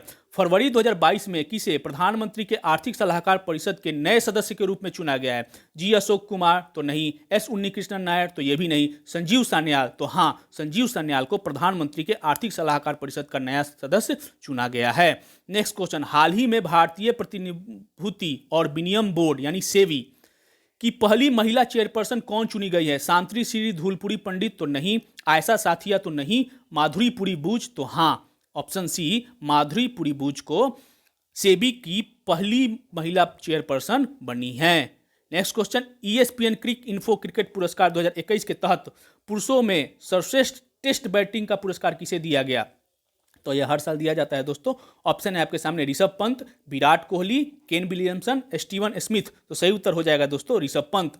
और क्रिकेट के क्षेत्र में 2021 के दौरान उत्कृष्ट प्रदर्शन के लिए हर साल ईएसपीएन जो है क्रिक इन्फो पुरस्कारों की घोषणा करती है। पिछले साल की जो भी साल होता है ना, जैसे 22 में की है, तो 2021 के पूरे साल का एक महत्वपूर्ण इनिंग में किसकी बैटिंग अच्छी रही, किसकी बॉलिंग अच्छी रही, इससे रिलेटेड एक पुरस्कार दिया जाता है ईएसपीएन के द्वारा। तो इस साल जो सर्वश्रेष्ठ टेस्ट बैटिंग का पुरस्कार मिला है वो है भारत के ऋषभ पंत को। यहाँ पे हम लोग देखेंगे एक एक करके। पुरुषों में सर्वश्रेष्ठ टेस्ट बैटिंग तो ऋषभ पंत भारत, पुरुषों में सर्वश्रेष्ठ test bowling Kyle Jameson New Zealand. यहाँ पे ये भी दिया गया है किस मैच के लिए, तो इस पर हम लोग ज़्यादा फोकस नहीं करेंगे, ये वाले कॉलम को याद रखें। खासकर भारत से जो लोग भी हैं, तो एक बार हम लोग चर्चा कर लेते हैं। पुरुषों में सर्वश्रेष्ठ ओडीआई बैटिंग तो फखर जमान पाकिस्तान। ये ईएसपीएन क्रिक इन्फो अवार्ड है दोस्तों, एक आईसीसी अपना अवार्ड देता है, तो उसको इससे रिलेट मत करिएगा, ठीक है। एक एक करके हम लोग दोस्तों आप इस चार्ट को देखिएगा, याद करिएगा, हम लोग प्रश्न उत्तर के माध्यम से भी इसको सॉल्व करेंगे। ईएसपीएन क्रिक इन्फो क्रिकेट पुरस्कार 2021 के तहत पुरुषों में सर्वश्रेष्ठ ओडीआई बैटिंग का पुरस्कार किसे दिया गया? हम लोगों ने टेस्ट में देखा तो ऋषभ पंत। अब ओडीआई में विराट कोहली, बाबर आजम, फखर जमान, रोहित शर्मा। तो पाकिस्तान के हैं फखर जमान, इन्हें दिया गया है सर्वश्रेष्ठ ओडीआई बैटिंग का पुरस्कार। नेक्स्ट क्वेश्चन, ईएसपीएन क्रिक इन्फो क्रिकेट पुरस्कार के तहत 2021 का सर्वश्रेष्ठ पुरुष टी20 बैटिंग का पुरस्कार किसे दिया गया? Chris Gayle, Jos Buttler, Rishabh Pant, Rohit Sharma. तो सही उत्तर है दोस्तों जोस बटलर। टेस्ट में बैटिंग ऋषभ पंत, ओडीआई में बैटिंग फखर जमान पाकिस्तान, और जोस बटलर टी20 में। ये कहाँ के हैं? तो इंग्लैंड के हैं। 15वें अंतर्राष्ट्रीय ईएसपीएन क्रिक इन्फो क्रिकेट पुरस्कार 2021 में निम्नलिखित जोरों में से कौन सा जोड़ा गलत है? सर्वश्रेष्ठ टेस्ट बैटिंग, सर्वश्रेष्ठ टेस्ट बॉलिंग, तो काइल जेमिसन न्यूजीलैंड, ये सही है। सर्वश्रेष्ठ ODI bowling Saqib Mahmood England, ये भी सही है। सर्वश्रेष्ठ टी20 बॉलिंग तो शाहीन अफरीदी पाकिस्तान, ये भी सही है। तो सही उत्तर हो जाएगा ऑप्शन डी, उपरोक्त सभी सुमेलित है। नेक्स्ट क्वेश्चन, ESPN क्रिक इन्फो 2021 के तहत कैप्टन ऑफ द ईयर का पुरस्कार किसे दिया गया? Virat Kohli, Kane Williamson, Babar Azam, Jos Buttler. तो कैप्टन ऑफ द ईयर का पुरस्कार न्यूजीलैंड के केन विलियमसन को दिया गया। चार्ट में आप देखिएगा, वहां पे आपको मिल जाएगी। 80वां प्रश्न, ESPN क्रिक इन्फो क्रिकेट पुरस्कार के तहत महिलाओं में सर्वश्रेष्ठ बैटिंग का पुरस्कार 2021 का किसे दिया गया? सर्वश्रेष्ठ ओवर और सर्वश्रेष्ठ बैटिंग महिलाओं में बेथ मुनी ऑस्ट्रेलिया, स्मृति Mandanna Bharat, Mithali Raj Bharat, Ellyse Perry Australia. तो सही उत्तर है दोस्तों बेथ मुनी ऑस्ट्रेलिया को। नेक्स्ट क्वेश्चन, ESPN क्रिक इन्फो 2021 पुरस्कार के तहत महिलाओं में सर्वश्रेष्ठ बॉलिंग पुरस्कार 2021 किसे प्रदान किया गया? ओवरऑल बॉलिंग की बात हो रही है, किसी स्पेसिफिक टेस्ट ओडीआई 20 की नहीं। ओवरऑल बैटिंग में बेथ मुनी ऑस्ट्रेलिया और ओवरऑल बॉलिंग में दिया गया है केट क्रॉस इंग्लैंड की महिला बॉलर को। नेक्स्ट क्वेश्चन, गणतंत्र दिवस परेड 2022 में राज्य केंद्र शासित क्षेत्र की झांकियों में सर्वश्रेष्ठ झांकी का पुरस्कार किसे दिया गया? हर साल जो झांकी निकलती है उसमें सर्वश्रेष्ठ झांकी का पुरस्कार दिया जाता है, कुछ अवार्ड दिए जाते हैं, तो उसी से संबंधित प्रश्न है। हम लोग एक एक करके डाटा देखेंगे और किन्हें मिला वो भी देखेंगे। तो इसका उत्तर है दोस्तों, ऑप्शन है उत्तर प्रदेश, कर्नाटक, मेघालय, पश्चिम बंगाल। तो सर्वश्रेष्ठ झांकी का पुरस्कार उत्तर प्रदेश को मिला है। यहाँ पे हम लोग देख सकते हैं गणतंत्र दिवस परेड 2022 में प्रमुख झांकी पुरस्कार। तो राज्य या केंद्र शासित प्रदेश की झांकियों का सर्वश्रेष्ठ पुरस्कार किसे दिया गया? तो उत्तर प्रदेश को दिया गया। इसका थीम क्या था? एक जिला, एक उत्पाद और काशी विश्वनाथ धाम। हम लोग पहले इस सर्वश्रेष्ठ पुरस्कार की बात करेंगे और इसकी बात पहले बाद में करेंगे, आप लोग घबराइएगा नहीं। तीन सेनाओं में सर्वश्रेष्ठ मार्चिंग दल, तीनों सेनाओं में सर्वश्रेष्ठ मार्चिंग दल का पुरस्कार किसे दिया गया? भारतीय नौसेना को। अन्य सहायक बलों के यानी पैरामिलिट्री के सर्वश्रेष्ठ मार्चिंग दल का अवार्ड किसे दिया गया? CISF को। तीनों सेनाओं आर्मी, एयरफोर्स, नेवी में नौसेना को, और पैरामिलिट्री जो होता है उसमें मार्चिंग दल किसे अवार्ड दिया गया? CISF को। केंद्रीय मंत्रालयों एवं विभागों की श्रेणी की झांकियों में सर्वश्रेष्ठ झांकी का पुरस्कार किसे दिया गया? तो शिक्षा मंत्रालय व नागरिक उड्डयन मंत्रालय की झांकियों को संयुक्त रूप से इस श्रेणी में अवार्ड दिया गया। अब हम लोग देखते हैं, इसकी चर्चा हम लोग करेंगे। इस बार 12 राज्यों और केंद्र शासित क्षेत्रों की झांकियां इस वर्ष गणतंत्र दिवस की परेड में शामिल थी, और इस बार से एक नई पहल शुरू की गई है। इस वर्ष से पहली बार इन सभी श्रेणियों में, ये जो जितनी श्रेणियां हैं ना, ये चारों श्रेणियों में ऑनलाइन वोटिंग के आधार पर पॉपुलर चॉइस पुरस्कार की भी घोषणा की गई है। और इसमें जैसे उत्तर प्रदेश को मिला सर्वश्रेष्ठ पुरस्कार, उसी तरह वोटिंग के आधार पर पॉपुलर चॉइस का पुरस्कार महाराष्ट्र की झांकी को दिया गया। तीनों सेनाओं में सर्वश्रेष्ठ पुरस्कार जैसे भारतीय नौसेना को मिला, वहीं पॉपुलरिटी के आधार पर ऑनलाइन वोटिंग के माध्यम से भारतीय वायुसेना को मिला। वो जहां CISF को मिला है तो पॉपुलर चॉइस में CRPF को मिला है। जैसे शिक्षा मंत्रालय और नागरिक उड्डयन मंत्रालय को अवार्ड दिया गया है झांकी में सर्वश्रेष्ठ का, तो ऑनलाइन माध्यम से डाक विभाग को यह अवार्ड दिया गया है। इसको आप 1 से 2 बार देखिएगा, समझ में आ जाएगा। गणतंत्र दिवस परेड 2022 में सर्वश्रेष्ठ झांकी का पुरस्कार पाने वाले उत्तर प्रदेश की झांकी का क्या थीम था? तो थीम था एक जिला, एक उत्पाद और काशी विश्वनाथ धाम। नेक्स्ट क्वेश्चन, गणतंत्र दिवस परेड 2022 में कितने राज्यों, केंद्र शासित क्षेत्रों की झांकियां इस गणतंत्र दिवस परेड में शामिल हुई? तो हम लोग ने देखा था 22 राज्य और केंद्र शासित प्रदेशों की झांकियां इस बार शामिल हुई थी। तो सही उत्तर हो जाएगा ऑप्शन ए 22। नेक्स्ट क्वेश्चन, गणतंत्र दिवस परेड 2022 में तीनों सेनाओं में सर्वश्रेष्ठ मार्चिंग दल श्रेणी का पुरस्कार किसे प्राप्त हुआ? भारतीय नौसेना, भारतीय वायुसेना, भारतीय थल सेना। तो हमने देखा भारतीय नौसेना को, और पॉपुलरिटी के आधार पर भारतीय वायुसेना को। ठीक है। गणतंत्र दिवस परेड 2022 में अन्य सहायक बलों में सर्वश्रेष्ठ मार्चिंग दल का पुरस्कार किसे दिया गया? तो CISF को दिया गया, और पॉपुलरिटी के आधार पर जो ऑनलाइन वोटिंग हुआ था उसके तहत CRPF को दिया गया। गणतंत्र दिवस परेड 2022 में केंद्रीय मंत्रालयों एवं विभागों की झांकियों में सर्वश्रेष्ठ झांकी का पुरस्कार किसे दिया गया? तो शिक्षा मंत्रालय और नागरिक उड्डयन मंत्रालय दोनों को संयुक्त रूप से दिया गया था। तो इसलिए सही उत्तर होगा दोस्तों ऑप्शन C, A और B दोनों। और पॉपुलरिटी के आधार पर ऑनलाइन जो वोटिंग हुआ था उसमें डाक विभाग को यह पुरस्कार मिला। नेक्स्ट क्वेश्चन, फरवरी 2022 में किसे 2020-21 के लिए बिजनेस स्टैंडर्ड का बैंक ऑफ द ईयर पुरस्कार के लिए चुना गया? राहुल बजाज, संदीप बख्शी, संजीव सान्याल, इंदिरा नुई। तो संदीप बख्शी को बिजनेस स्टैंडर्ड का बैंक ऑफ द ईयर पुरस्कार दिया गया। फरवरी 2022 में बप्पी लहरी का निधन हो गया। वह किस क्षेत्र से संबंधित है? हिंदी फिल्मों के प्रसिद्ध संगीतकार, कन्नड़ भाषा के प्रसिद्ध साहित्यकार, जाने माने उद्योगपति, इनमें से कोई नहीं। तो बप्पी लहरी सबको पता होगा, फिल्म जगत से जुड़े हुए थे, हिंदी फिल्मों के प्रसिद्ध संगीतकार है बप्पी लहरी। और फरवरी 2022 के दौरान जो प्रमुख हस्तियों का निधन हो गया उनमें है चेन्नावीरा कानवी, या कन्नड़ भाषा के प्रसिद्ध साहित्यकार थे बप्पी लहरी, हिंदी फिल्मों के प्रसिद्ध संगीतकार व नाटक और बॉलीवुड डिस्को के बढ़ावा देने वाले ये थे, डिस्को किंग के नाम से इन्हें था। और राहुल बजाज जो थे वो जाने माने उद्योगपति थे और 2010 के दौरान वो राज्यसभा से निर्वाचित भी हुए थे सदस्य के रूप में। तो वही क्वेश्चन, फरवरी 2022 में राहुल बजाज का निधन हो गया, वह कौन थे? तो जाने माने उद्योगपति, ऑप्शन सी। नेक्स्ट क्वेश्चन 91वां प्रश्न, पुस्तक सनराइज ओवर अयोध्या के लेखक कौन है? दोस्तों इस पुस्तक पर काफी विवाद भी हुआ था। अगर आपको कोई भी अपनी बुक या फिल्म हिट करानी है तो आप कुछ पॉइंट्स विवाद के डाल दीजिए, आप हिट हो जाएगा। तो वही ये था। तो किनकी थी? शशि थरूर, सलमान खुर्शीद, चंद्रचूड़ घोष, इनमें से कोई नहीं। सही उत्तर है दोस्तों option B, Salman Khurshid, Sunrise Over Ayodhya. Next question, Subhash Chandra Bose की जीवनी पर आधारित पुस्तक Bose The Untold Story of an Inconvenient Nationalist के लेखक कौन है? शशि थरूर, सलमान खुर्शीद, चंद्रचूड़ घोष, इनमें से कोई नहीं। तो सही उत्तर है दोस्तों option C, Chandrachur Ghose. Next question, Milan 2022 किस देश की नौसेना का बहुपक्षीय संयुक्त अभ्यास है? भारत का, फ्रांस का, अमेरिका का, चीन का? तो यह भारत का संयुक्त अभ्यास है और इसका 11वां संस्करण फरवरी में से मार्च में विशाखापट्टनम तट पर हुआ और 40 देशों ने अपने युद्धपोत या प्रतिनिधिमंडल इस बहुपक्षीय संयुक्त अभ्यास में शामिल करने के लिए भेजे थे। और इसका अभ्यास का जो थीम था इस बार, सौहार्द, एकजुटता, सहयोग। और भारतीय नौसेना के वार्षिक संयुक्त अभ्यास मिलन की शुरुआत कब हुई थी? तो 1995 से। यह इस साल 11वां संस्करण था।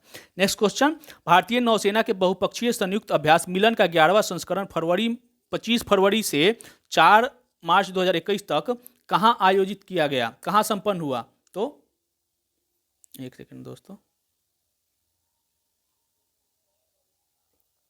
कहां संपन्न हुआ? अंडमान निकोबार, विशाखापट्टनम, चेन्नई, कोच्चि। तो विशाखापट्टनम में। नेक्स्ट क्वेश्चन, भारतीय नौसेना का बहुपक्षीय सैन्य अभ्यास मिलन 2022 का थीम क्या था? तो सौहार्द, एकजुटता, सहयोग। ऑप्शन ए सही है। Next question, eastern bridge 6 Bharat और किस देश का द्विवार्षिक संयुक्त वायु सैनिक अभ्यास है? वायु सैनिक अभ्यास है, वायु सैनिक अभ्यास है।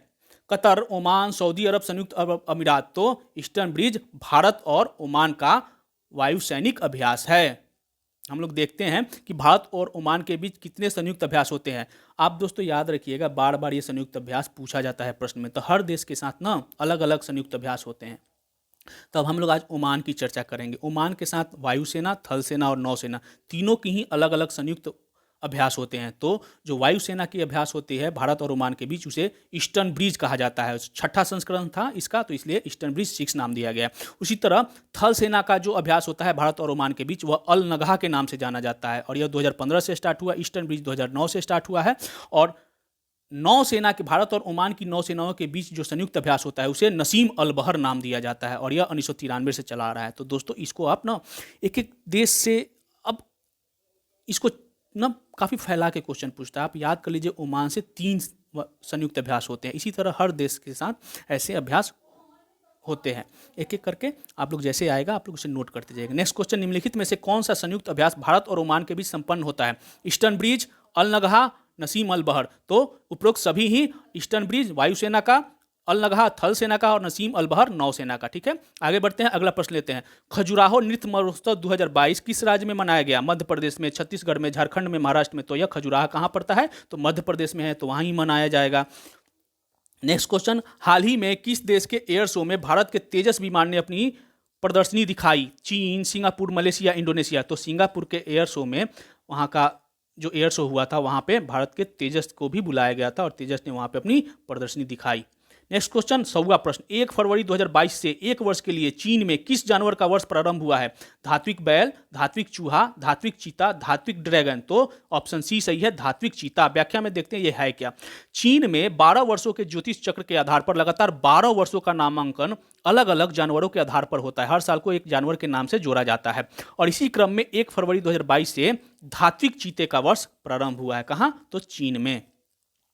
24वां शीतकालीन ओलंपिक खेल 4 से 20 फरवरी 2022 के बीच कहां आयोजित हुआ? संघाई में, बीजिंग में, हांगकांग में, प्योंगयांग में। तो सही उत्तर है दोस्तों बीजिंग में 24वां शीतकालीन ओलंपिक खेल आयोजित हुआ। काफी चर्चा में भी रहा। हम लोग देखते हैं एक एक पॉइंट को। आयोजन स्थल बीजिंग चीन में, 4 से 20 फरवरी के बीच। ठीक है, शुभंकर क्या था? तो बिंग ड्वेन ड्वेन, इसका शुभंकर था बिंग ड्वेन ड्वेन। और कितनी स्पर्धाएं? तो टोटल 15 खेलों में 119 स्पर्धाएं 1109 स्पर्धाएं हुई इस बार। और कुल देश कितने देश भाग लिए, तो 91 देशों के 2871 खिलाड़ियों ने इस खेल में भाग लिया। और 2 नए देश शामिल हुए, कौन, हैती और सऊदी अरब को इस बार शामिल किया गया है शीतकालीन ओलंपिक खेल में। और अगला जो है 25वां शीतकालीन ओलंपिक खेल इटली के 2 शहरों में आयोजित होगा, मिलान और कोर्टिना, इन शहरों में आयोजित होगा। पहले स्थान पर पदक तालिका में पहले स्थान पर कौन सा राज्य रहा, देश रहा, तो नॉर्वे। इन्होंने 16 स्वर्ण, 8 रजत और 13 कांस्य पदकों के साथ कुल 37 पदक जीतकर शीर्ष स्थान प्राप्त किया। नेक्स्ट क्वेश्चन दोस्तों, अगला प्रश्न लेते हैं। बीजिंग में आयोजित 24वें शीतकालीन ओलंपिक खेल में कितने स्पर्धाएं शामिल थे? 109, 110, 111, 119। दोस्तों गलती से व्याख्या में ना यहाँ पे 1109 हो गया है, यह 109 ही है। 109 स्पर्धाएं, 15 खेलों की 109 स्पर्धाएं हुई थी, ठीक है। गलती से 1109 हो गया है, तो ऑप्शन इसका है ए सही है, 109 स्पर्धाएं शामिल थी। नेक्स्ट क्वेश्चन, 24वें शीतकालीन ओलंपिक खेल में कितने देशों के खिलाड़ियों ने भाग लिया? 89, 90, 91, 99, तो टोटल 91 देशों के खिलाड़ियों ने भाग लिया। 24वें शीतकालीन ओलंपिक खेल का शुभंकर क्या था? बिंग बिंग ड्वेन, शू रोन रो, येल्लो पांडा, रेड ड्रैगन। तो सही उत्तर है बिंग ड्वेन ड्वेन, इसका शुभंकर जिसे मस्कट कहा जाता है, और यही है ये मस्कट। नेक्स्ट क्वेश्चन, निम्नलिखित में से कौन से देश 24वें शीतकालीन ओलंपिक खेलों में पहली बार भाग लिया? हैती, सऊदी अरब, ए और बी दोनों, ईरान। तो ए और बी दोनों, हैती और सऊदी अरब पहली बार 24वें शीतकालीन ओलंपिक खेलों में भाग लिया। 24वें शीतकालीन ओलंपिक खेलों के पदक तालिका में किस देश ने शीर्ष स्थान प्राप्त किया? नॉर्वे, जर्मनी, चीन, अमेरिका। तो टोटल 16 स्वर्ण पदकों के साथ कुल 37 पदक जीते नॉर्वे ने, और पदक तालिका में पहला स्थान प्राप्त किया। नेक्स्ट क्वेश्चन, अंतर्राष्ट्रीय स्पर्धाओं में 4 वर्ष का प्रतिबंध झेल रहे किस देश के खिलाड़ियों ने ओलंपिक समिति के ध्वज तले बीजिंग शीतकालीन ओलंपिक में हिस्सा लिया? ईरान, उत्तर कोरिया, तुर्की और रूस। तो सही उत्तर है दोस्तों रूस जो है। वर्ल्ड डोपिंग एजेंसी द्वारा रूस पर अंतर्राष्ट्रीय स्पर्धाओं में भाग लेने पर 4 वर्षों का प्रतिबंध के कारण रूस ने टोक्यो ओलंपिक के तरह इस खेल में भी रूसी ओलंपिक समिति यानी ओलंपिक ध्वज के तले भाग लिया। टोक्यो ओलंपिक में भी रूस कंट्री की तरफ पार्टिसिपेट नहीं किया, रशियन ओलंपिक कमेटी के झंडे तले ही पार्टिसिपेट किया था। नेक्स्ट क्वेश्चन, बीजिंग शीतकालीन ओलंपिक खेल 2022 में भारत के तरफ से कितने खिलाड़ी शामिल हुए? 1, 2, 4, 5। तो मात्र एक खिलाड़ी इस शीतकालीन ओलंपिक में गया था, और वो जम्मू कश्मीर के खिलाड़ी थे मोहम्मद आरिफ अली, लेकिन वह कोई भी पदक जीतने में सफल नहीं हो सके। बीजिंग शीतकालीन ओलंपिक खेल 2022 में शामिल होने वाले भारत के एकमात्र खिलाड़ी मोहम्मद आरिफ का संबंध है, तो कहां के हैं वो? तो जम्मू कश्मीर से। नेक्स्ट क्वेश्चन, उइगर मुसलमान के मानवाधिकारों के हनन के परिप्रेक्ष्य में निम्नलिखित में से किस देश ने बीजिंग शीतकालीन ओलंपिक खेलों का राजनीतिक बहिष्कार किया? ऑप्शन है आपके सामने, अमेरिका, ब्रिटेन, भारत, ऑस्ट्रेलिया, उपरोक्त सभी। तो उपरोक्त सभी देशों ने राजनयिक बहिष्कार किया, लेकिन उइगर मुसलमानों के कारण यहाँ पे हम एक पॉइंट जोड़ेंगे दोस्तों, ये जो भारत है ना, बहिष्कार तो किया है लेकिन इस सब्जेक्ट से नहीं, उइगर मुसलमानों के मानवाधिकार हरण के कारण नहीं, इसका एक अपना पॉइंट ऑफ व्यू था। तो बहिष्कार किया था लेकिन इन सब के साथ सब्जेक्ट पे नहीं। हम लोग व्याख्या में देखते हैं। चीन के सिंजियांग प्रांत में उइगर मुस्लिमों के मानवाधिकार हनन के कारण America, Britain, Canada, Australia, New Zealand, Japan, Netherlands सहित अनेक राष्ट्रों ने इस खेलों का राजनीतिक बहिष्कार किया। जबकि जून 2020 में गलवान घाटी में चीनी सैनिक कार्रवाई में शामिल चीनी कमांडर को इन खेलों के उद्घाटन समारोह में मसाल वाहक बनाने के विरोध में भारत ने इन खेलों का राजनीतिक बहिष्कार किया। तो आप लोग ये दोनों अंतर रखिएगा, मेरे से क्वेश्चन में शायद यहाँ पे ये उइगर मुसलमान ऐड हो गया है, यही क्वेश्चन होना चाहिए था कि किन देशों ने शीतकालीन ओलंपिक खेलों का राजनीतिक बहिष्कार किया, तो ये ऑप्शन सही था। हम आपको अंतर समझा दे रहे हैं। भारत किस कारण था तो इस कारण भारत ने भी बहिष्कार किया।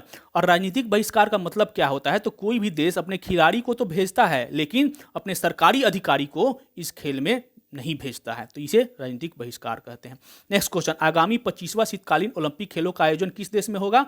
भारत, स्विट्जरलैंड, इटली और जर्मनी। तो इटली के कोर्टिना और मिलान शहर में होने वाला है। अगला, भारत प्रथम श्रेणी क्रिकेट में अपने पहले ही मैच में 13 शतक बनाने वाले विश्व के पहले खिलाड़ी कौन बन गए हैं? साकिबुल गनी, अहमद हुसैन, विक्रम सिंह, राजवीर सिंह। तो सही उत्तर है दोस्तों साकिबुल गनी। बिहार रणजी क्रिकेट टीम के 22 वर्षीय साकिबुल गनी ने कोलकाता में मिजोरम के विरुद्ध रणजी के एक मैच में अपने पहले ही प्रथम श्रेणी मैच में 341 रनों की पारी खेली, और जो कि 13 शतक बनाया और यह विश्व रिकॉर्ड बना दिया। अपने पहले ही प्रथम श्रेणी मैच में 13 शतक बनाने वाले पहले खिलाड़ी बन गए विश्व के। अपने पहले ही प्रथम श्रेणी क्रिकेट में 13 शतक बनाने वाले शकीबुल गनी किस राज्य से संबंध है? बिहार से, झारखंड से, महाराष्ट्र, उत्तर प्रदेश। तो यह बिहार रणजी टीम के खिलाड़ी है। यह है आपके शकीबुल गनी।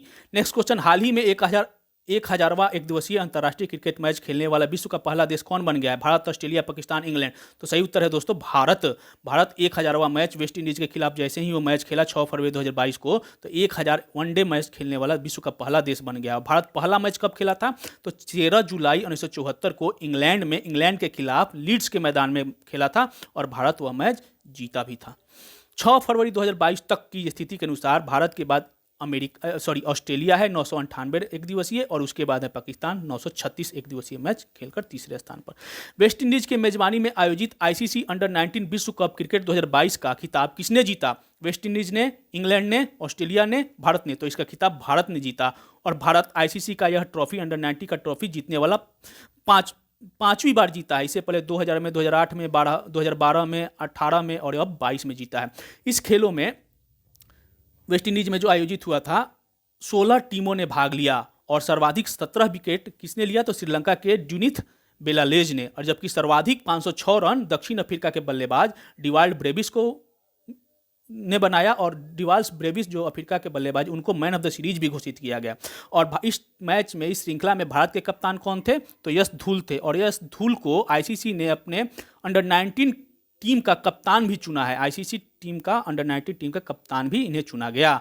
और ये जो आईसीसी का अंडर-19 विश्व कप है ना, हर 2 साल पर आयोजित होता है। पिछला साल जो 2020 में हुआ था, फाइनल में भारत को बांग्लादेश ने हराकर यह खिताब जीता था। ठीक है, वर्ष 2022 का आईसीसी अंडर-19 विश्व कप क्रिकेट का खिताब को मिला लिया जाए तो भारत ने यह खिताब कुल कितनी बार अपने नाम किया? 3 बार, 4 बार, 5 बार, 6 बार। तो कुल 5 बार अपने नाम किया। कब कब? 2000 में, 2008 में, 2012 में, 2018 में और अब 2022 में।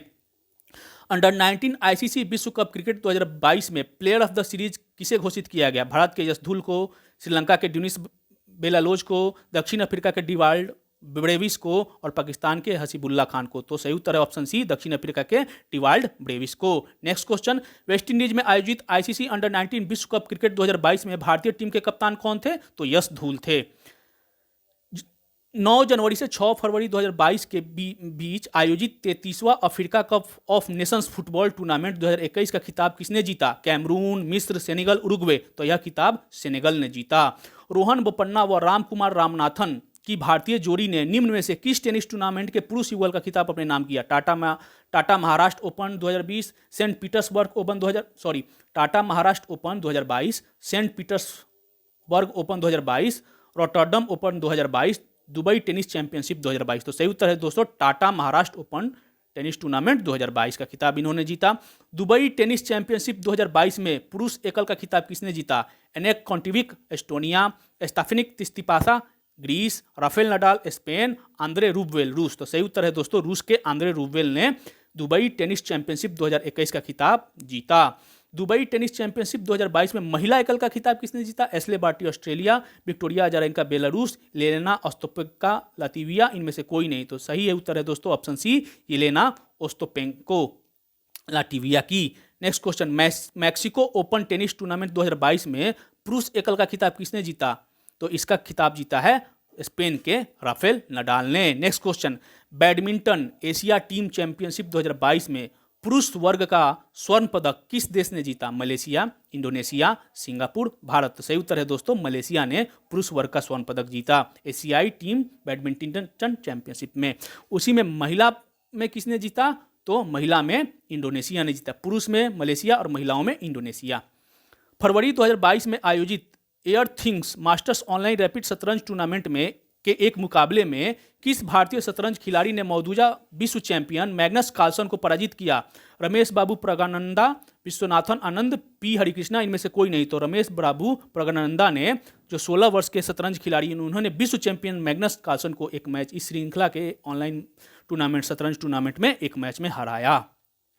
अंतर्राष्ट्रीय ओलंपिक समिति के वर्ष 2023 के सत्र की मेजबानी किस देश को मिली है? पाकिस्तान को, बांग्लादेश को, श्रीलंका को, भारत को। तो यह भारत को मेजबानी मिली और 40 वर्षों के बाद यह मेजबानी मिली है। इंटरनेशनल ओलंपिक कमेटी की जो पिछली बैठक भारत में हुई थी मेजबानी में, वह 1983 में हुई थी दिल्ली में। इस बार मुंबई में होने वाली है। भारत के किस राज्य में सर्वप्रथम शिक्षक भर्ती में ट्रांसजेंडर को आरक्षण प्रदान किया गया है? उत्तर प्रदेश, तमिलनाडु, कर्नाटक, आंध्र प्रदेश। तो कर्नाटक राज्य सरकार ने यह घोषणा की है। प्रो कबड्डी लीग 2021-22 के फाइनल मैच में किस टीम ने विजय प्राप्त कर पहली बार यह ट्रॉफी जीता? दबंग दिल्ली, पटना पायरेट्स, तेलुगु टाइटंस, इनमें से कोई नहीं। तो दबंग दिल्ली ने यह खिताब पहली बार जीता। भारत के किस बड़े उद्योगपति को असम का सर्वोच्च नागरिक सम्मान फरवरी 2022 में प्रदान किया गया? मुकेश अंबानी, लक्ष्मी मित्तल, आचार्य बालकृष्ण, रतन टाटा। तो रतन टाटा को। Next question, international hockey federation द्वारा प्रायोजित पुरुष का हॉकी वर्ल्ड कप 2023 का आयोजन कहाँ होने वाला है? मलेशिया में, पाकिस्तान में, भारत में, ऑस्ट्रेलिया में। तो यह भारत में होने वाला है। हॉकी वर्ल्ड कप 2023 भारत में। भारत के किस क्रिकेट खिलाड़ी ने 24 फरवरी 2022 को T20 अंतर्राष्ट्रीय क्रिकेट में सर्वाधिक रन बनाने का विश्व रिकॉर्ड अपने नाम किया? ऋषभ पंत, विराट कोहली, रोहित शर्मा, शिखर धवन। तो यह रिकॉर्ड रोहित शर्मा ने अपने नाम किया। इससे पहले मार्टिन गप्टिल थे, और जिनका हाईएस्ट था 3299, उनको पीछा छोड़ते हुए 3307 रन फरवरी तक किनका हो गया है? तो रोहित शर्मा का। और T20 में सबसे ज़्यादा मैच खेलने वाले भी वह रोहित शर्मा खिलाड़ी बन गए हैं। 125 मैच खेले हैं और सर्वाधिक रन उन्होंने बनाया भी है। ब्रिटेन एवं पश्चिमी यूरोप में फरवरी 2022 में किन तूफान या तूफानों ने तबाही मचाई थी? ड्यूडेल, यूनिस, फ्रैंकलिन, उपरोक्त सभी। तो इन तीनों तूफानों ने ब्रिटेन और पश्चिमी यूरोप में काफ़ी भारी तबाही मचाई थी फरवरी 2022 के दौरान। कौन कौन? ड्यूडेल, यूनिस, फ्रैंकलिन। नेक्स्ट क्वेश्चन दोस्तों, 130 से ना कुछ क्वेश्चन बढ़ गए थे, ठीक है, तो 8 क्वेश्चन एक्स्ट्रा हो गए थे, तो मैं उसको सॉल्व करा देता हूँ। विश्व का सबसे बड़ा तकनीकी सम्मेलन मोबाइल वर्ल्ड कांग्रेस 2022 का आयोजन हुआ कहाँ? बार्सिलोना स्पेन में, बर्लिन जर्मनी में, लंदन ब्रिटेन में, न्यूयॉर्क अमेरिका में। तो यह बार्सिलोना स्पेन के बार्सिलोना में आयोजित हुआ। नेक्स्ट क्वेश्चन, रूस ने यूक्रेन के किन सीमावर्ती क्षेत्र को 21 फरवरी 2022 को स्वतंत्र राष्ट्र के रूप में मान्यता प्रदान की? डोनेस्की, लुहांस्का, ए और बी दोनों, चेचेन्या। तो डोनेस्क और लुहांस्क, इन दोनों को एक नया देश के रूप में मान्यता दी है। किसने? तो रसिया ने। काफी फाइट अभी भी चल रही है दोनों देशों के बीच, यूक्रेन और रूस के बीच। नेक्स्ट क्वेश्चन, आईसीसी महिला क्रिकेट वर्ल्ड कप 2022 का आयोजन कहां हो रहा है? अब समाप्त भी हो चुका है। भारत में, ऑस्ट्रेलिया में, न्यूजीलैंड में, वेस्ट इंडीज में। तो यह न्यूजीलैंड में आयोजित हुआ। आईसीसी पुरुष T20 वर्ल्ड कप 2022 में कहां प्रस्तावित है? ऑस्ट्रेलिया में, न्यूजीलैंड में, श्रीलंका में, भारत में। तो आईसीसी का पुरुषों का T20 वर्ल्ड कप अक्टूबर महीने में ऑस्ट्रेलिया में आयोजित होगा। नेक्स्ट क्वेश्चन, अक्टूबर या जुलाई में।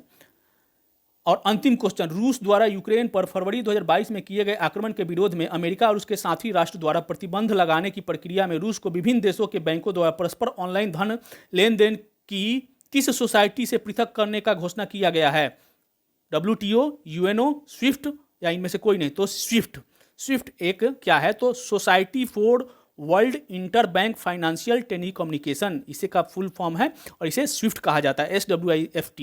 1973 में बेल्जियम में स्थापित की गई यह विभिन्न देशों की बैंकों की एक कोऑपरेटिव सोसाइटी है, जिसके माध्यम से यह बैंक, विश्व के सारे बैंक आपस में अंतर्राष्ट्रीय स्तर पर धन का लेन देन करते हैं। किसी देश के बीच लेन देन करना हो ना, तो स्विफ्ट अपने आप एक्टिव हो जाता है। वह दोनों के बीच का एक माध्यम होता है, और इसी से बाहर निकालने की घोषणा किया अमेरिका नेतृत्व में, जिससे कि अमेरिका रूस पे काफ़ी दबाव भी पड़ रहा है युद्ध को समाप्त करने के लिए। ठीक है दोस्तों, तो आज के लिए इतना ही। स्टडी अफेयर्स पर बनने के लिए धन्यवाद। अगर दोस्तों आपको यह वीडियो या इस चैनल के जो भी वीडियो आपको अच्छे लगे, आज का भी वीडियो, तो आप चैनल को सब्सक्राइब जरूर करिएगा, लाइक भी करिएगा, और दोस्तों के साथ शेयर भी करिएगा, कमेंट्स जरूर करिएगा। आज के लिए इतना ही, धन्यवाद।